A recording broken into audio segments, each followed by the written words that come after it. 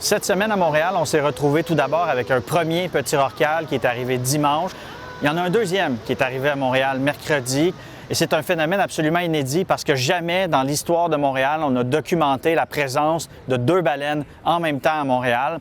Dans ce cas-ci, il s'agit de deux petits rorquals. C'est une espèce qui est très commune dans l'estuaire du Saint-Laurent, qui est le plus petit des cétacés à fanons qu'on peut voir au Québec, mais qui est aussi une espèce quand même assez commune.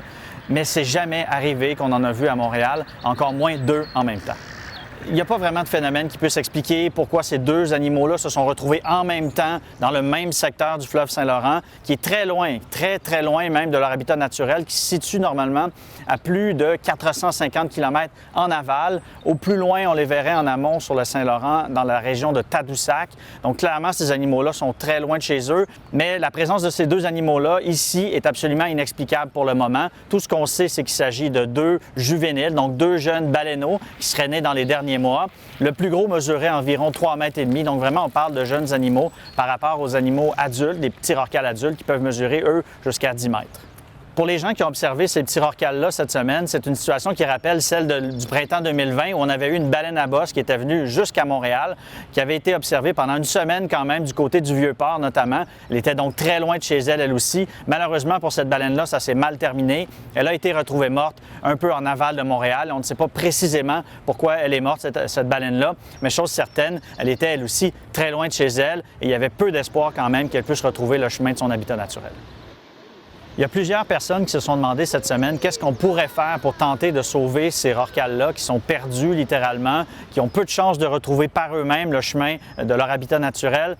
Bien, pour le moment, il n'y a pas d'intervention qui est prévue tout simplement parce qu'on ne sait pas comment déplacer des baleines de cette dimension-là. C'est des animaux qui peuvent peser jusqu'à 1,5 tonnes, voire 2 tonnes quand même, donc des animaux qui nagent librement. Et il faut savoir aussi que ces petits rorquals-là ne font pas partie d'une espèce menacée. Donc, est-ce que le fait de tenter de sauver deux individus pourrait aider la population? Actuellement, on ne pense pas que ce serait possible, contrairement, par exemple, à si on se retrouvait avec un beluga qui, lui, pourrait éventuellement aider à la survie de sa population qui, elle, est menacée. Donc, dans le cas de ces petits rorquals-là, pour l'instant, c'est un phénomène qu'on considère comme étant naturel et donc l'intervention humaine n'est pas prévue pour tenter de les relocaliser, de les recapturer ou encore de les effaroucher pour les éloigner de Montréal. Sans présumer de l'avenir, on peut dire que ces animaux-là ont de bonnes chances de mourir éventuellement dans la région. Mais s'il y a quelque chose de positif à retenir de ça, c'est que ces animaux-là ont aussi permis de sensibiliser la population au sort des mammifères marins, au sort des baleines du Saint-Laurent. Il y en a plusieurs espèces qu'on voit dans l'estuaire, dans le golfe du Saint-Laurent, dans un écosystème qui est de plus en plus perturbé, notamment par le trafic maritime, mais aussi par les changements climatiques.